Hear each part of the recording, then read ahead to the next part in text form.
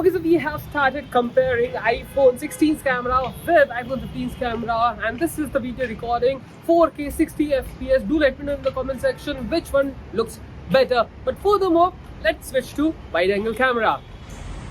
And this are the results of iPhone 15 and iPhone 16. Which looks the great? Do let me know. So some people are suggesting that iPhone 16's camera are just killing iPhone 15's camera, and on top of that, the camera control button is working just fine with iPhone 16 series, improving the camera experience. So I thought I should make a comparo video of iPhone 16's camera versus iPhone 15's camera so you guys have better clarity. So make sure you watch this video till the end because I don't want you to be confused. So first, we shot some photos in portrait mode against the light. We clearly noticed that iPhone 16 is managing flares quite good compared to iPhone 15. And you can see the same thing in low light shot as well. Well, the lens flare issue is not just limited to the back camera of iPhone 15s, but in the front camera too, it is quite prominent. And as you can see, the lens flare is quite visible in the photos shot by iPhone 15. So Apple might have used anti-glare reflective technology with iPhone 16, or they might have improved the processing altogether. Talking about front camera, we shot a lot of photos with both the phones in different light conditions, and you be the judge. As you can see, there are almost no differences in the results. Skin tones and details are almost similar. Portrait mode, normal mode, everything looks just the same. But yes, the white balance doesn't seem to be very stable to me, and this problem has been plaguing iPhone since the launch of iPhone 14. What are your comments? How did you find the white balance in your iPhone? Do let me know in the comments section. Sometimes it captures cooler tones, sometimes it goes to warmer tones. You will be surprised to know that Apple almost used the same camera setup from iPhone 15 and they forwarded to iPhone 16. So you will be getting 14 megapixel main sensor with OIS on both the devices. But if we talk about ultra-wide lens on iPhone 16, it has been carried from iPhone 15 Pro. Thus, it will result in better photos theoretically, and you're gonna see in this video further. Wait. And talking about the front camera, both phone houses 12 megapixel sensor. So when we click photos from the ultra-wide lens and you can see the results on your screen, they came out very similar yet again. Look at the leaves closely and you might be able to figure out the differences. But as soon as we started shooting photos in low light, the differences starts to show up. So the noise reduction in low light is quite better on iPhone 16's ultra-wide camera. Again, you will notice more noise in photos shot by iPhone 15's ultra-wide lens, and that is because the aperture size of iPhone 15's ultra-wide lens is 2.4 compared to 2.2 on iPhone 16. Well, to simplify, the smaller the aperture, the more the light, thus less noise, better photos. So it won't be wrong to say that iPhone 16's ultra-wide lens performs way better in low light compared with iPhone 15's ultra-wide lens. Even at night, the ultra-wide camera on iPhone 16 capture a slightly more exposed, slightly better video. Also, there are much less grains compared with iPhone 15's ultra-wide camera footage. Talking about ultra-wide, now iPhone 16 comes with capability of shooting macro photos as well. Earlier, you could only shoot macro photos with iPhone Pro series of lineup. So normally, if you go very close to an object, it will automatically shift to macro mode. Well, if you don't want it, you can simply go into the settings and just turn it off. Even in macro mode, the images captured are detailed and are quite good.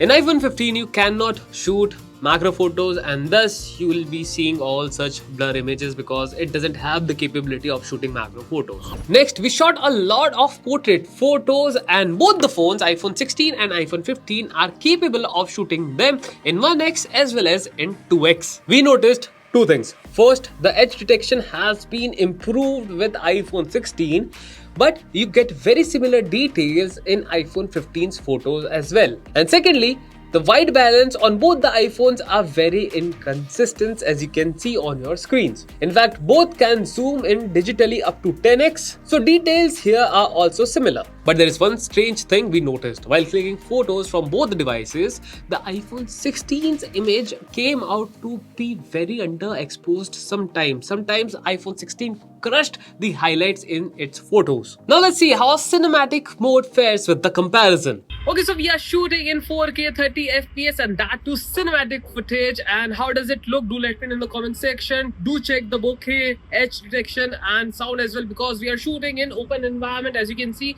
there is wind, there is some noise, but how does it sound? Do let me know in the comment section. So that is for cinematic mode. Now let's talk about front-facing cameras, video capturing capabilities. Okay, so now we are shooting from the front camera at 4K 60 FPS, and how does it look? Do let me know in the comment section. As you can see, the background is overexposed, and both the phones 16 and 15 both are trying really hard to capture it. But in my opinion, if you ask me about the skin tone and details, both the footages look almost the same. Skin tone is similar, edge detection is similar, bokeh is similar. How did you find them? Do let me know in the comment section. Well, now you can furthermore add personal touch to your photos when captured with iPhone 16, because Apple has introduced a lot of new photographic styles with iPhone 16 series. Earlier with the launch of iPhone 13, they gave us only 5 and they continued till iPhone 15. But with 16, there are a hell lot of them. One fascinating thing about iPhone 16 series is that even if you haven't applied photographic styles while shooting that particular photo, do not worry. This is not the end of the world. You can add it later by going into Photos app, select a photo, tap on edit, and over here you will have styles option. Tap on it and now you can select styles according to your taste, and you can furthermore customize the tone and the saturation and the exposure as well. And now let's talk about iPhone 16's camera control. Well, I think it is a button. What do you think about it? Let me know in the comment section. But Apple is clearly not considering it a button altogether. So camera control is quite easy to use. So with one press, camera will open up. With another, you will click a photo, and if you press and hold, it will start recording the video until you have hold the camera control. As you can see. Not only this, you can also change the camera control by just putting a pressure, and from here you can just swipe your way to that particular setting. Let's go with zoom, and now you can just simply swipe your finger to zoom in or to zoom out. So to quickly access the camera, this is one quite handy feature, but it is not all sunshine and rainbows, because I often use my phone in left hand, and as you can see, this finger get accidental touches to this camera control, and sometimes it launches the camera just like this. So this is one thing which I don't like about iPhone 16. So if you're a right-handed person and use your iPhone mostly in right hand, then I don't think you will face any problem of such sorts. But if you are lefty, then my friend, it could be a big nightmare for you guys. Well, if you ask me about my honest opinion of camera control, personally I don't quite like it, because the overall positioning of camera control is not very great, and even if you just hold your iPhone like this, it is quite awkward to place your finger on this button and do all the gestures, and it is, for some reason, it is not quite intuitive. I have liked, but this is what it is. You can do a lot more things with camera control. You can change style, you can change the cameras, you can also change the tone, and you can zoom in, zoom out, you can change the depth. So overall, it is a quite feature rich button, but to be honest, I don't use it, because I personally think controlling your camera with touch is quite fast compared controlling with your finger like this. Well, the new feature set doesn't end here, because there is one feature I would like to tell you guys, and that is quite phenomenal, and that is audio mix. So we'll go into Photos app, select this particular video, we're gonna tap edit, we're gonna choose audio mix, and you will have multiple options available, but I'm gonna select in frame first. So now let's hear how does it sound. Audio mix feature, but for that we're gonna record a video. This is normal. As you can see in the background, there is a lot of traffic. and this is in frame, as well as you can hear it. And if we switch to audio, sound, and now let's see how it sounds like this. Video. And if we choose cinematic, okay, so we're gonna test it sounds the like audio this. mix feature, but for that we're gonna record a video.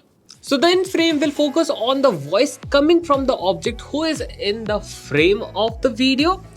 The next is studio. It will sound like you have recorded the video in a particular studio and all the ambient sound will be reduced. Whereas in cinematic, the vocals will be placed in the front facing track and all the background noises in surrounding. But to make this feature work, you need to make sure that you have turned on a particular setting. And for that, you need to go into settings app, camera, record sound, and make sure you have selected spatial audio. And not only this, you can also toggle on wind noise reduction if you shoot in outdoor environments where there are a lot of wind noises. So now let's conclude the video. Both the iPhones iPhone 16 and iPhone 15 perform similarly in well-lit conditions in daytime when you capture photos or shoot videos. But if we talk about low light conditions, of course iPhone 16 takes the crown. But you also get a lot of new features like audio mix. You can shoot macro photos with it. It has better ultra wide camera. So overall, I think if we take cameras in account, iPhone 16 is just clear winner because of all such improvements, all such new photographic styles and flexibility you get with the system of iPhone 16. So are you going to upgrade to iPhone 16 just based on its camera performance? Do let me know in the comment section.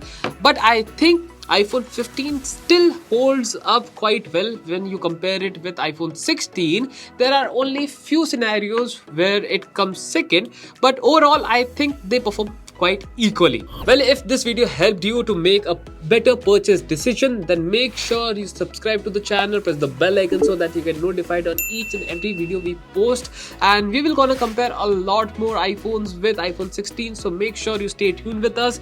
And of course, in meanwhile, you can go to the App Store, download iGeeksblog app, enjoy everything Apple content and amazing wallpapers I can vouch for. On this note, this is me Samir signing off, and I will see you in the next one. Till then, tada, see ya, bye bye. And at last, I want to say that this time colors are quite good on iPhone 16.